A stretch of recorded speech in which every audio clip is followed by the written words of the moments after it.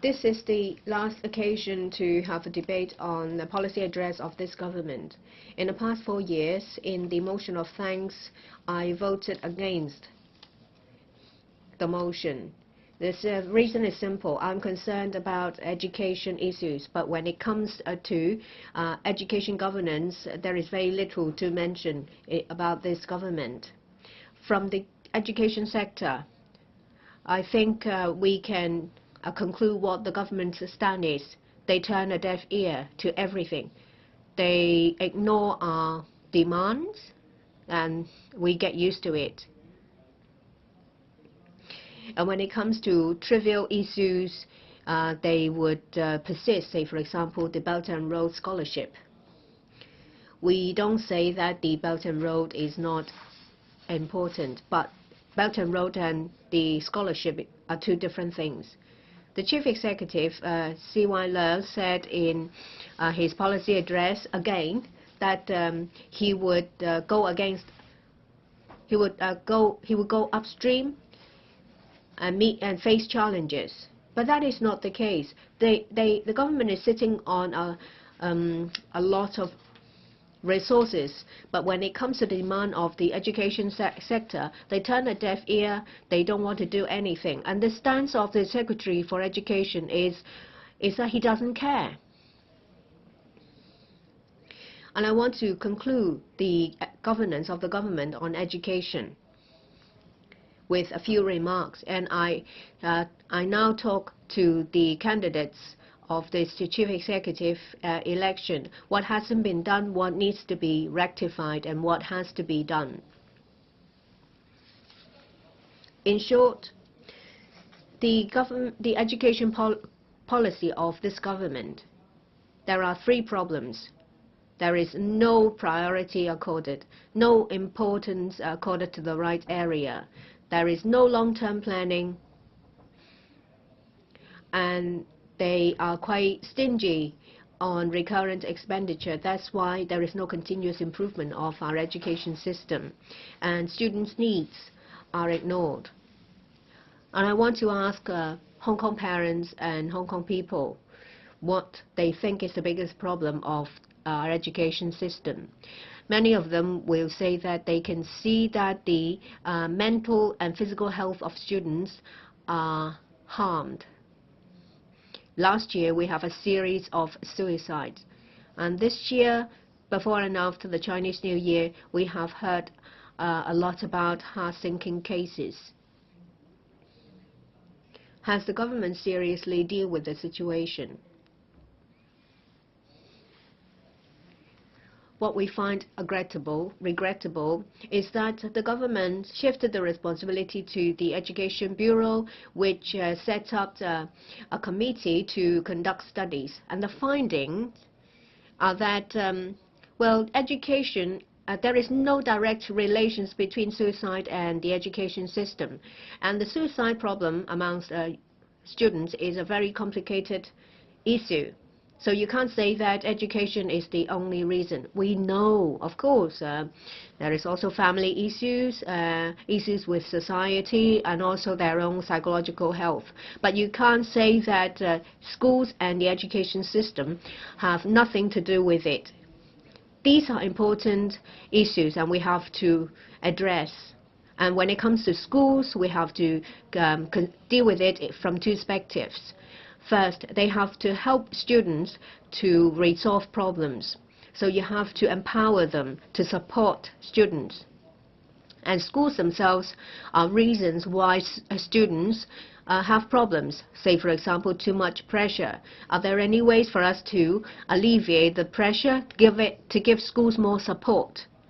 That is something the Education Bureau should do. But is this seriously dealt with in the policy address? No. It's a big gap, and that is a huge failure of this policy address. This policy address has also circumvented an important issue, TSA. TSA does not bring any improvements that is promised, and it has created tremendous pressure on students. So it falls under the category of neglect of students' mental and physical health. There is another problem. Shortly after the policy address, the Education Bureau announced that they would revive the TSA of Primary 3, but the name will be changed. My question is, why wasn't it addressed in the policy address? Why did they have to wait for a few days before making the announcement? Is it because we all know that TSA is a baggage? That's why it's not included in the policy address. We understand that whatever it's called, in essence, it is still TSA. It doesn't matter the difficulty level of the questions. It still creates pressure. The nature remains the same. It is still a tool for the government and school sponsors or principals to rank students and to rank students. We do think that it is too early to do that. Such ranking will not bring any improvements. It's been going on for over a decade. We don't see any marked effectiveness, but it has brought a lot of problems. Then why do we still expand it so that it will cover the whole of Hong Kong? And if you said, well, the 50 schools would continue with the trial scheme, or maybe there is a slight expansion and it's still on a trial basis, we will find it acceptable. Why do you have to make all schools in Hong Kong and all students in Hong Kong to participate? How come you have attached so much importance on data? So much so that you have neglected students' mental and physical health. Why doesn't the government listen to the education sector and the cry from the public?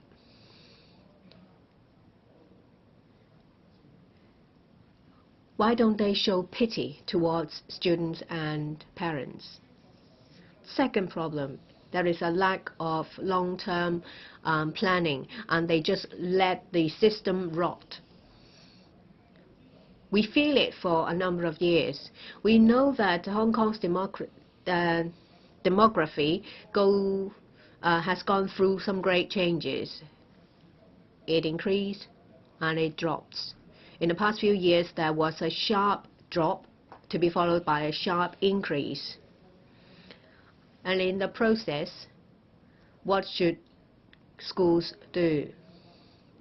The past practice was to just let the demography change, and they will adapt accordingly.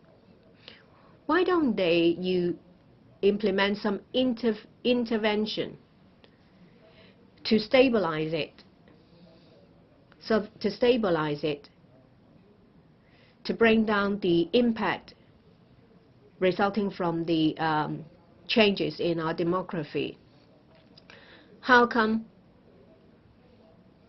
that they just let, well, they say that of course there will be increase and decrease in our demography. You shouldn't expect it to stay the same. Yes, we accept that, but there must be some way for you to stabilize the impact. When our population drops, there will be a closure of classes and schools. These are crises. Primary schools learn a hard lesson. Primary school system was maimed, and is related to the distortion of the TSA. Now, secondary school, the situation is slightly better. There are three safeguarding measures, but they still fail to give assurance to teachers to do their work, to enable them to focus on teaching. And I think the responsibility lies squarely on the shoulder of the government. When population increases, what happens? In primary school, there is a new imbalance. Perhaps you haven't heard about something called an overloaded class. Say, for example, for a certain year, every year, over the years, there are 4 classes. But for 1 year, the government requires you to have 8 or even 10 classes. And as a result, there is no classroom. And then the number of classes will have to shrink to one or two. So when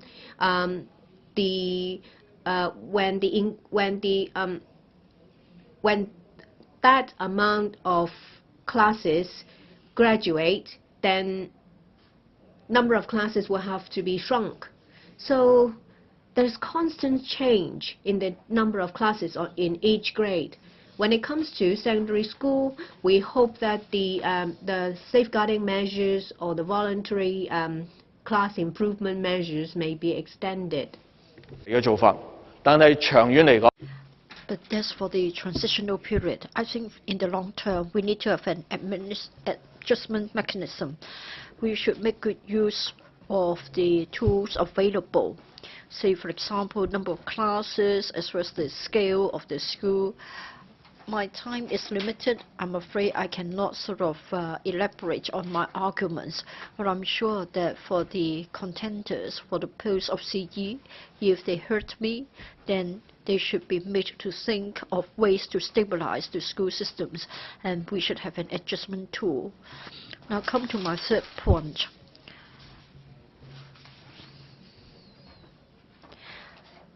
The administration has failed us grossly in the following area.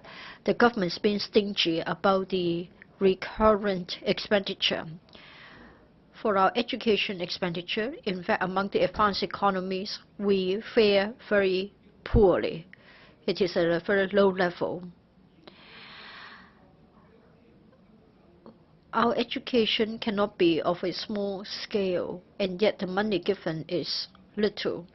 It is said that our population growth has slowed down. Yes, the student population has shrunken. But then for the public sector, well, in the past, we gave emphasis to primary and secondary schools. Now, kindergartens have been included, and then for senior secondary students, basically, they don't have to pay a school fee. And then for the tertiary student population, it is growing all the time. When we are not willing to spend more on education, what is the result? For kindergartens, we're not able to achieve adequate improvements. We are supposed to have 15 years of free education, but I'm afraid some kindergartens are not seeing their ends meet, and we are not able to have whole-day kindergarten education or long whole-day kindergarten places adequately. So what happens is that students upon graduation become heavily indebted in terms of their study grants and loans. We seldom see this in advanced economies, but we do have it here in Hong Kong. And then for teachers, the teachers in the existing workforce are really burnt out, and then when they're so overworked, then we try to get cheap labor by offering temporary contracts to the new teachers. I'm afraid we see problems on all fronts of the education portfolio. Well, for our recurrent expenditure on education, it used to account for 1/4 of the government expenditure during the early days of the administration. Now it's come down to 1/5. So 1 out of $5 instead of 1 out of $4 of the government's budget being spent on education. And yet we are told that we have seen increases year on year. But what is lacking is that the growth rate is lagging behind the growth rate of the overall government expenditure. The trend has not been reversed, and it is most regretful. I look forward to the budget which is on the way, and I look forward to the good news contained in the budget. Now, for the education in Hong Kong, we look forward to and we need continuous improvements. First of all, you need to render support in the form of funding. On the other hand, you need to play the role of a facilitator in the related policies. I want to make a few points here. First of all, primary schools and secondary schools. We have hoped that this policy address would have given us a start. Even if we don't introduce the change in the structure immediately, we should at least be promised that there will be the attempt to carry out a plan or to carry out the planning work. But the government is not willing to do so. So for the teachers' establishment, I think we can only cope with the monotonous mode that is talk and chalk. The teacher will teach, students will listen and learn, and then the teacher will check the homework. It used to be right. In the past, we didn't have all the trendy things like overseas study tours. Therefore, teachers were able to operate with such an establishment. Now, for civil servants, we are told that when there are new tasks, we need to create more posts for the civil servants, and that's what we do with the establishment subcommittee. But when it comes to education, when workload is increased, the number of teachers stays the same. Teachers just take what is given or imposed on them. Now, people who have family members as teachers can prove that teachers are having a heavier and heavier workload. Now, given the heavy workload, I think a reasonable solution is to improve and enhance the teachers' establishment. But the administration is not willing to carry out a review. What is given is contract teachers. So by offering a one-off sum or by providing expenditure for a short period of time, schools will spend money on getting contract teachers. So we are able to get by, but then teachers are really very busy, but lucky that we have got some younger teachers sharing out the workload. However, it is most unfair to such contract teachers. They do the same work, they go into classroom, they teach, and yet, what do they get in return? They get a lower pay than the other sort of permanent teachers, and their years of experience are not taken into account. Every year they have to worry about their job security, and they don't know which school they're going to teach next year. So they have insecurity, they have uncertainty. But who are to suffer is all of us. Now we are saying that schools should support students, who should help students to overcome all sorts of worries. But if you think that students don't know where to go, if they're at a loss, teachers equally are at a loss. Now a teacher may spend time with students for a full year in a school. They get familiar with each other, and yet at the end of 1 year they have to go to another school. So in 6 years' time, a change of 5 schools, or in 3 years' time, or in 5 years' time, you change 3 schools. You can't sort of build up the relationship. You can't build up your knowledge. And then by having different schools in different years, the CV just doesn't look convincing. But should they get the blame? Of course not. Why are we being so stingy about our teacher establishment? Why can't we take the matter seriously and improve the establishment? Lately, CE candidates have told us that their hearts have been broken when they talked to young teachers. Now, young teachers have been saying that they want to do a good job, but they have been prevented from doing so because of the establishment problem. Now, a teacher has been teaching at the same school for 7 years. Every time the appraisal given is excellent. However, come this year, the school principal has advised him to look for a new post because the school can no longer afford to keep him.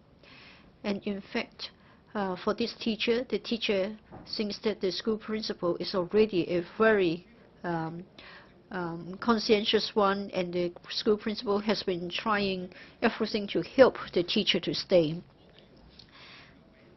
Now, for kindergarten teachers, are we able to give the teachers a reasonable level of salary?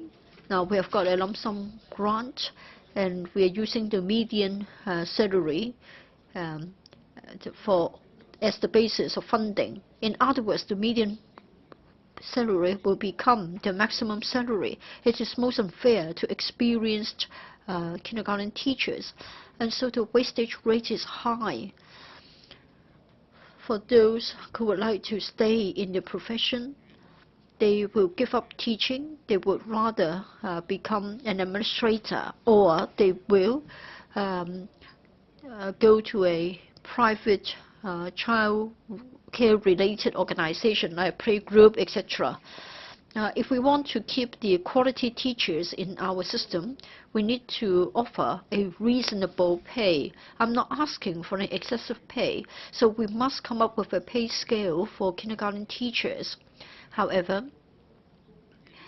the policy address is not willing to make any commitments. For whole-day kindergarten and full and long whole-day kindergarten education, again, the administration is not willing to provide sufficient support. On the one hand, the population policy of the government is saying that we need to have more full-time and whole-day service. But for the whole-day kindergarten operators, they find it more and more difficult to operate. So you see that the policies themselves are contradictory with each other. For kindergarten teachers, well, they face many problems. We find problems with the mode of subvention, and we also want to know whether our kindergartens are really providing a happy learning environment for our students. Currently, I can see a lot of distortions in kindergarten education, and this hasn't been addressed by the review on our 15-year free education report. I think we need to change the culture. At the same time, the administration must watch out for two groups of children. First, children with special educational needs. Early intervention will go a long way to help them. Kindergarten is the right stage to intervene. Another group is non-Chinese speaking students.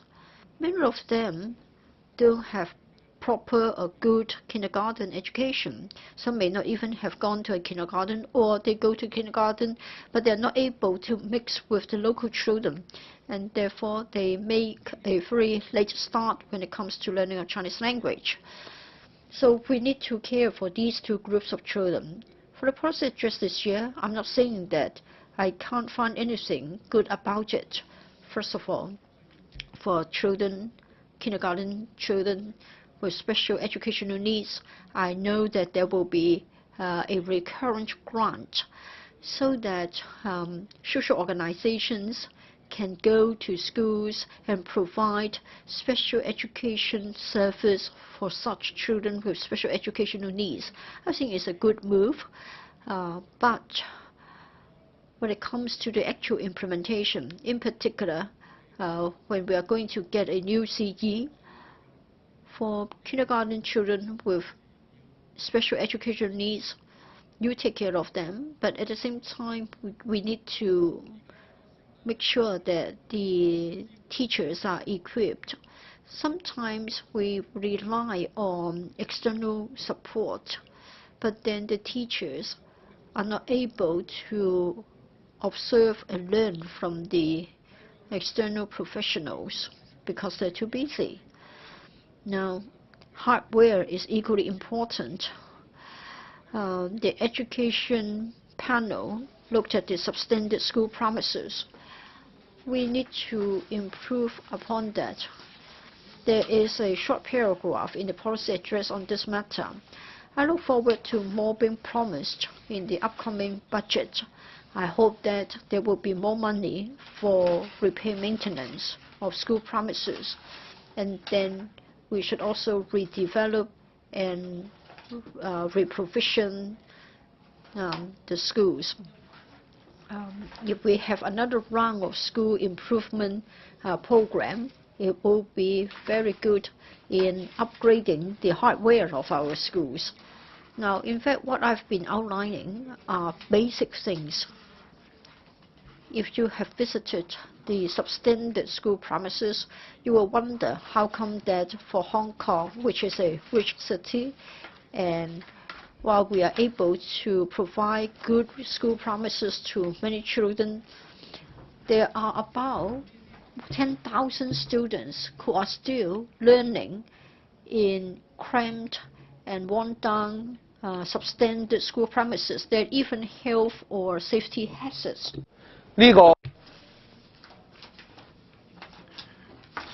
This is an urgent matter. We must work hard. We must invest in solutions. They are not difficult. If you say that you would double your effort when the situation is difficult, then I would say this is not even a difficult problem. The policy address also talk about providing support to some professional programs in universities. The number of places will be increased from 1,000 to 3,000. This is good.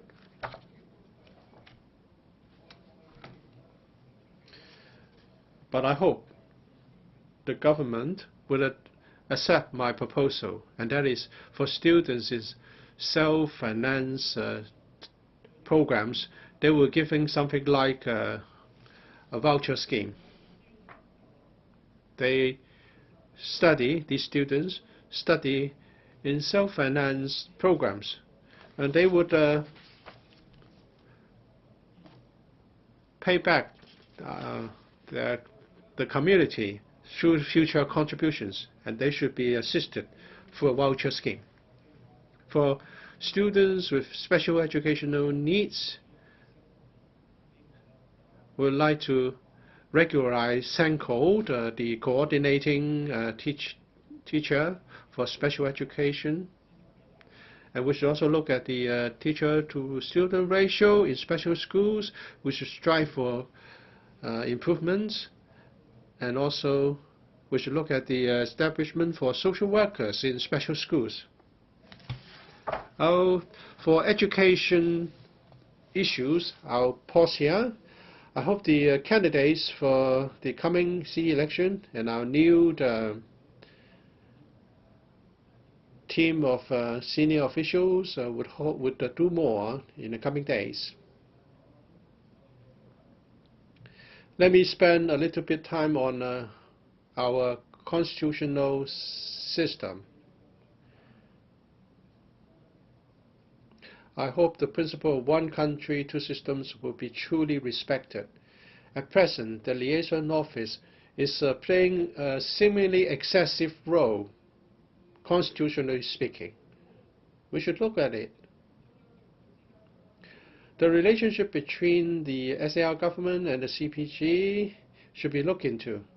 For example, there's a mechanism whereby the Secretary for Education is in communication with his counterparts on the mainland.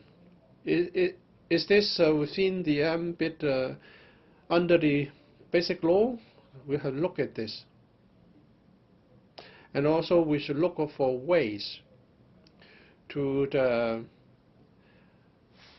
resolve differences. We should come up with a consensus on how we elect our government, our form of government, and we should protect our core values, our press freedom.